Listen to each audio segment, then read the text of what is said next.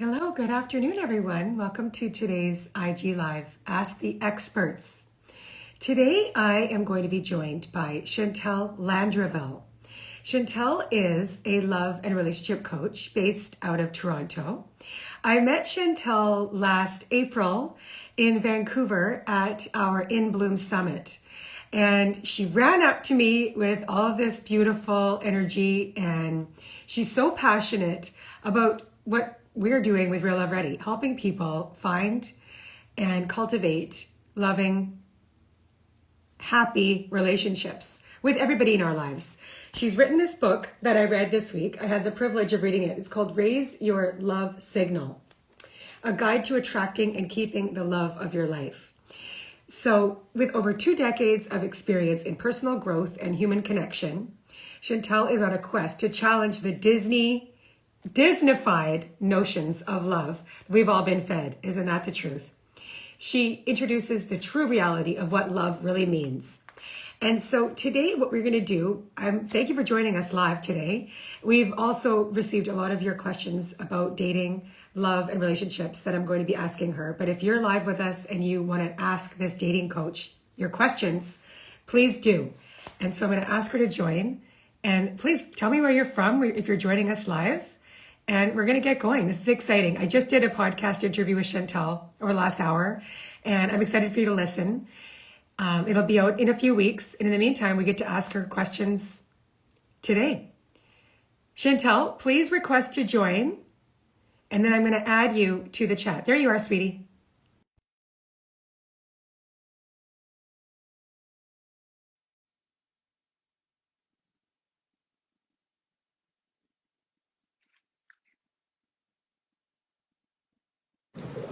Here I am. Hi. I love it when it works. I mean, it works every week, but sometimes it doesn't, and I'm like, oh, but it's still a miracle. We take this technology thing that I'm not very good at, but here, it worked today. Chantal Landreville, thank you for joining us. I'm so excited to be here. I can't believe I'm finally on this beautiful, amazing platform that you've created. I'm so grateful for everything that you've put together and how you're educating and bringing all these amazing experts under one umbrella. Like, wow. So people are like so lucky to have Real Love Ready, like seriously, and Robin. So thank you, darling. You too. You're doing awesome work, helping people with love. Really. I don't think there's anything more important in this world. So let's do this. All right. So we've received questions, and I'm watching for the live. Anybody that's on with us right now, you can ask Chantal your questions. So let's do this. Okay. Like I always say, like take advantage of this opportunity to ask the expert your questions. I think it's like, this is it. Okay. So how can we experience deeper connections with others if we're not connected to ourselves? Oh, that's such a great question. Such a great question. So I would start by, we talked a little bit about this on the podcast, but it's really about starting with taking off or stripping off that brick wall that we have around our hearts. When we're looking for love and we think we're ready for love and we're trying to call in love, I would say that 98% of people, and this is what I'm seeing, it's who I'm working with, it was me, is that as much as we think we're ready to have love, we're so guarded and protective of our heart. We're afraid of being hurt. So until you actually chip away at taking that brick wall, you're not going to be able to experience in-depth human connection. Like it's just, it doesn't come without it. So there's no guarantee that we won't get hurt or whatever, but if you really want to experience that in-depth connection, you have to start opening up your heart. And one way that I actually talk to people about starting to do that, it's like, where can you start integrating it on a daily basis in other areas of your life other than just in relationship? So look at the kind of friendships that you have. Look at the relationship you're having with your family or your coworkers. If you're someone that's always guarded or that is afraid to be vulnerable or ask for help or learn to receive, these are all areas that you need to start cultivating or practicing for you to develop more in-depth connection. I would say that I practiced a lot of that before I got into my relationship, and it really took my friendships to a much deeper level because I opened my heart. And by the time I got into my relationship, and that really opened my heart to a whole other level. I mean, my heart was open, but not like it is today. I always say it's almost like this closed off rose that opens up and it's just about to, the petals are about to fall off, that it's so open. But that has helped me show up on another level again of with my friends and my family and anybody that comes into my life, even with my clients, because my heart is so open. And it's such a nice place to be, Robin. I know I sound tacky, but I never experienced it. And I wish that for everyone out there, because that feeling of peace in your heart, you become selfless. You really want to give more. Yes, because your heart is so wide open. And okay, so two things that came to mind when you were speaking is, number one, how you shared on the podcast that you had a hard time being vulnerable in your friendships even. Okay, this was before you met your partner, and how it took you like 4 months to get there, but you're like I want to share more of myself and be vulnerable in my friendships, and how that was like the practice, the muscle you had to start practicing, the vulnerability piece and being more opening yourself up. Like, what does it mean to have an open heart?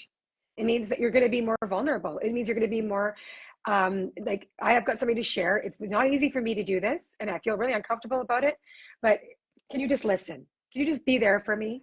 I mean, I think a lot of us have, like, vulnerability can be, it is a muscle you can stretch, and it takes practice. It's very scary. But if you want to have an intimate partnership that allows for that, you have to practice vulnerability in all areas of your life, like you just said, Chantal. Yeah.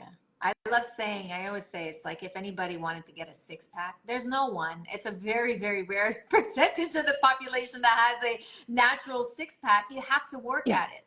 And it doesn't take, it doesn't take 6 weeks. Like, it takes a while. And then once you're there, you need to maintain it. So any quality or belief or pattern that you want to cultivate and put into practice, you need to build that muscle. Yeah. So it's like starting on a daily basis where you can start applying that work.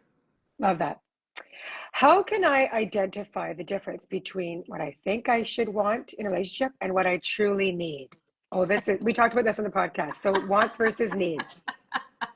Yes, this is something, it's one of my favorite topics, and it's often something I think that most people don't take the time to think about. When I'm working with clients, I always ask them the first question, do you know what you want if you're looking for a relationship? And I would say everybody says people yes. have a list of what they want. And when I ask them to read me the list, I'm like, yeah, you and the rest of the world all want the same things. Like, oh, isn't that funny? Yeah, right? Same. And I'm like, let's dive deeper. So I explain in the book the difference between difference between wants and needs. Wants are typically more superficial. They're self-absorbed. It's like me. I want her to be 6 foot. I don't want her to be 6'2". Well, maybe you could. I want him to be size 6'2". I want him to cook. I want her to be, sexy and like a great dancer. I want. Where needs are almost like deal breakers. They're like fundamentals. You can't live without. So they're like water, air, breath. Like, I want you to think from that perspective.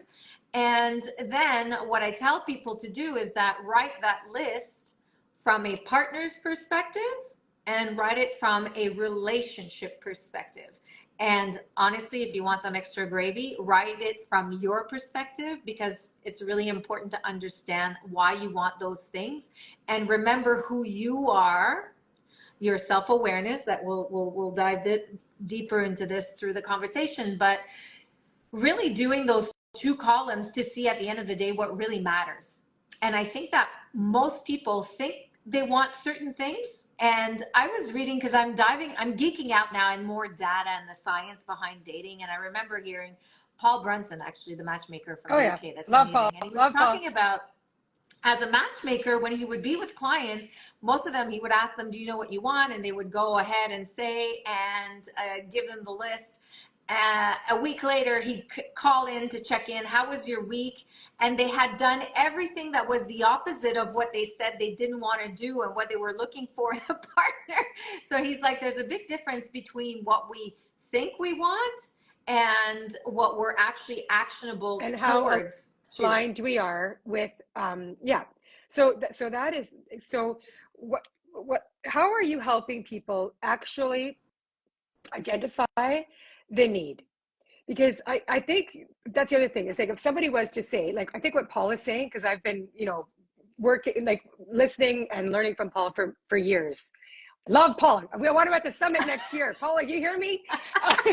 So anyways, it's around, like, your values. What do you value most? Okay, some people are like, oh, my friends, my family. Okay, well, are you actually close to them? Do you spend time with your friends and family? Because if not, that's not actually something that you're actually demonstrating in your day-to-day life that you actually value. Your values are actually how you live your life authentically. Correct. Like, what you hold most dear. I would hope that you're actually aligned with what you value. Correct. And then maybe that's their piece to getting too close to what you need in a relationship. Yeah. Or which is aligned with your values. You want a partner that's aligned with your values, right? 100%, because you're gonna live together. Like, if you can't agree on the same values, you're not gonna live the same rhythm of life, or just the way you see things, and even if you bring in kids and whatsoever. So 100%. And I would say, I call it the triangle of love. So there's a massive difference between what we think we want, what we actually attract, and what's right for us. And we spend most of our time right here because of this whole idea that we're in love with love, and that rom-com Disneyfied. So we don't take the time to go to the root of what it actually takes to be and maintain a long-term committed relationships with the trials and tribulations of life. We're just in love with love. Like, everything's going to be beautiful. And I mean, it's not our fault, because all the examples until today is what we see is most of that is just like the white horse with the prince, running off into the sunset, but we never see what somebody's going to save us. Save us. No. So really, taking time to do some introspection on what does that look like? Because even when I ask people that, and I give them the triangle of love, they're like, let's see here, because I'll give myself as an example. I think I wanted a type A. I think I wanted, when I was dating somebody that was exactly like me. I kept attracting unemotional, available men because of my underlying subconscious issue that I wasn't aware of. So that's a whole other topic. But this is what I kept attracting. But what was really right for me was the complete opposite. It was because I'm with someone that I never would have thought I would have finished with, like, never.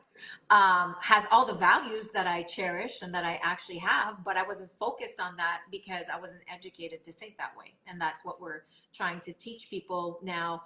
It's like, don't just think about the partner, think about the relationship, and what does it take for you to grow and evolve? How do you want someone to show up for you when you're sick, or that you're going to lose your job, or you're financially strapped? How do you want somebody to treat your family when, you're having some issues? How do you want someone to communicate with you when you're going through an argument? Do you want them to flee? Do you want them to scream? Do you want them to be able to actually talk through stuff? When you're going through the ups and downs of having a relationship, are they escaping? Like, you really have to dive into the deepness of what you need to grow and evolve in a relationship. Yeah. And that's a game changer exercise. And the more you take the time to do this list, and when I work with clients, I always say it's not something that you do in like a week or two. It's an ongoing exercise. Yeah. And that's why, for me, dating, the perspective I talk about in the book around dating, it's not about checking it off the list and finding your person. It's about practicing the skills you've identified that you kept doing wrong, and that you've realized that you don't want to repeat the same mistakes, and observe. You're observing yourself to see how you're acting. Am I really being who I am, or I'm trying to pretend to be someone I'm not, like I usually do, because this is something you've identified that you typically did. So, and then you get to realize, like, oh, I thought this was important, but you know what? It really isn't. And I talked about, in the book, how I thought something was like a massive need was someone that knew how to dance. And at the end of the day, my poor man doesn't even have like two left, no rhythm, two left feet. but it's not what's going to sustain my long-term relationship. It's not Right.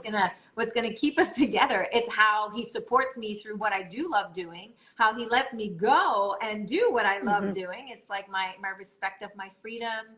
He honors, you know, who I am and how I love to maybe get up on the bar and dance instead of freaking out and tell me to come down, right? So these are important things to think about. So yeah. What questions can I ask myself to get clear on the type of relationship I want? I think you just went through this, but in the book you do have, like, what are, like, I think you just pointed out a couple of them. You said, you know, some really good questions, like what would happen if the shit hit the fan and we're in a conflict? Like, are you the kind of person that doesn't want to talk about, like, you want to uncover those kind of things? What would happen if I got really sick? Like, how are you, what questions, and they're in the book, but like a couple of them, Chantal, to really narrow down understanding the want. Yes. So, or need. The need. So you need to understand why you want what you need and why you want what you want. So it's very important to get to the root of that. If you can't answer it and figure out that it's for the right reasons, then it's like, and I'll give it an example in a second. But one of the great exercise before I even dive into that I tell to clients is like, go back to relationships that didn't work for you and write down like what didn't work and what didn't I enjoy, because that's a really good foundation for you to start off. Like, what do I not want this to become again in my next relationship? And then look and it also and then somehow look at the opposite of that, and that's going to be your need. Correct. Correct. So let's say you were always in relationships where they would never put you first, or you're always running and taking care. The guy's never showing up for you. He's not showing up for you. Then you need to identify that you probably have a problem receiving or learning to say no. You need to stick to boundaries and start saying no. So what can you do going forward in your relationship to make sure that you do honor your needs that you've identified? So in this case, it's like learning to receive as much you give. And when you say no, you're not like overdoing it and overcompensating it. It's like a no. So that's actually a really great way of putting it, Robin, is that you do the complete opposite. So in my case, when I was dating, I tended to attract unemotional available partners. They were great for fun, but we could never dive deeper into emotional status in any shape or form. So going forward, I needed to figure out who was emotionally available. So what that does change as well is the type of questions that you ask when you're dating. You get really, really better at asking questions, and you get much more, I call it, you develop the eagle eye vision, which is what I talk about in the book. Yes, eagle eye vision. So the eagle eye vision is literally, the eagle has we have a 20/20 vision, but they have a 25 pyramid. So they see the bigger picture all around. So the clearer you are on what those wants, needs are, and you understand your why, you don't get blindsided when you start dating and you actually really like a guy, but you've identified things for you that were like massive needs. Like I said, deal breakers. Let's say something like smoking. Smoking is a massive deal breaker for a lot of people, but you really, really like this guy. I've seen it. Some people will compromise themselves on that. And then a couple months later, they're just like, I can't. And it's like getting on my nerves.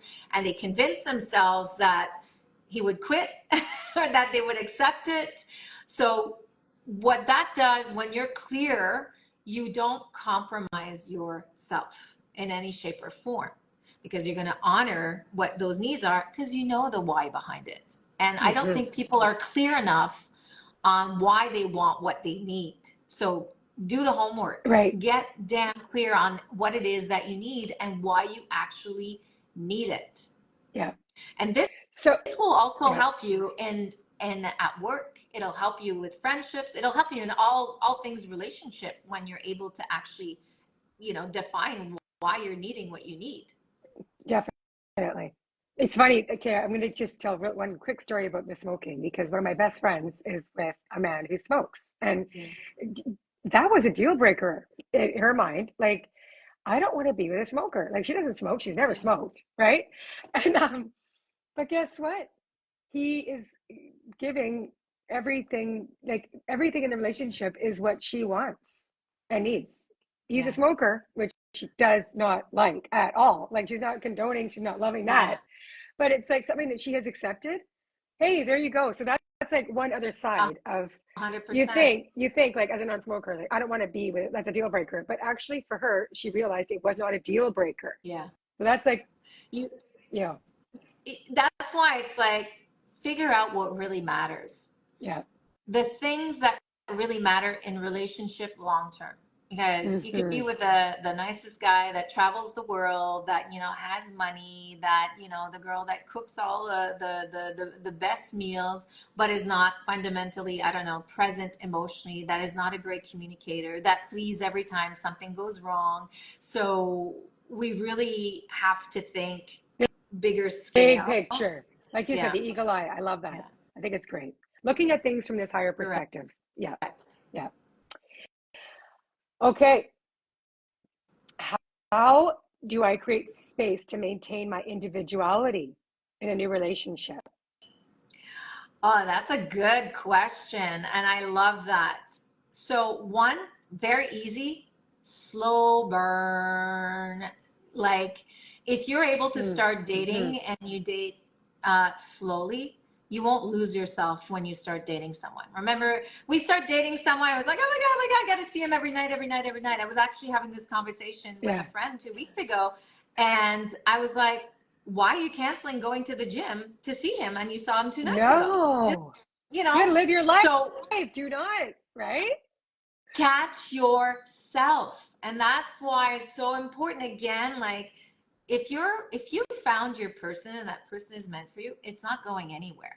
It's not going anywhere. Right. And I wish people could like change the philosophy. You know, when we start dating, it's like we're throwing everything right away. I'm gonna wear the best underwear, shave my legs, you know. It's like we want to do everything to be able to seduce, to get, to please, but it's like, why are you revealing all of yourself so quickly? You want to keep some form of mysteriousness in the long run. To like, you don't need to give it all at the beginning. You do not. And I told you, Robin, I love to always use myself as a guinea pig. So this is something that I tested in my own relationship. And I would say 6 years in, I am more in love today than I was the first 2 years. And we're still discovering things about each other because we didn't reveal, and we took our time. And it's just, there's more fireworks today than there were back then. So I'm like, think about the long-term fireworks instead of the straw fires. You know how straw fires is just, they burn so big quickly and then they die. So it's like, think bigger. You don't need to give all of yourself right away. So make sure you hold on to who you are. And then the other thing that you can do, if you're afraid, ask your partner, like, what do you feel is the balance here? Because if you're afraid that maybe, you know, because you could be super independent and become too independent. But, you know, these are conversations to have. But if you were dancing 2 nights a week and brunching with your girlfriends every Sunday, hold on to that. Hold on to who you are. Because the success of relationships is holding on. The person that fell in love with you is the person they fell in love with who you are, not who you're becoming and who you're getting lost in. So stay who you are. That's a great point. Yes. Your individuality is so important. Yeah. Good. What steps can I take to clarify my emotional needs and communicate them effectively to my partner? Oh, that's good too. Wow, great questions. I love it. I know. So I would say it always depends if you already have great communication with your partner or not. And that's why I always say learn these skills before you actually go into relationship. Because sometimes when we're having to say something or you want to communicate it, we don't know how to communicate it. We'll speak from a place of accusation. You never do this.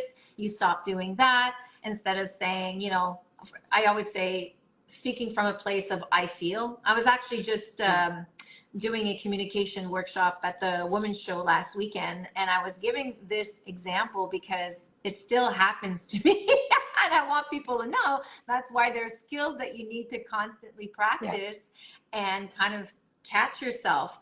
And one, talk from a place of I feel. And actually, before I go into that, I'll say this. So there's two things that we always make a mistake when it comes to communication. We make assumptions. Number one, we assume that people should know what we want. We assume that they think they know what we're thinking. They assume that they understood what I actually just said, when it's false. Like, we're all different. We all come from different backgrounds. We've all been raised differently. We've all went to different schooling systems. Like, no one you can never assume someone just gets you. Number two is that we have expectations. We expect that my man should buy me a birthday card on my birthday, but I never actually asked that I wanted that. I expect her to have a home cooked meal when I come home at night because I've worked later and I'm running late, right?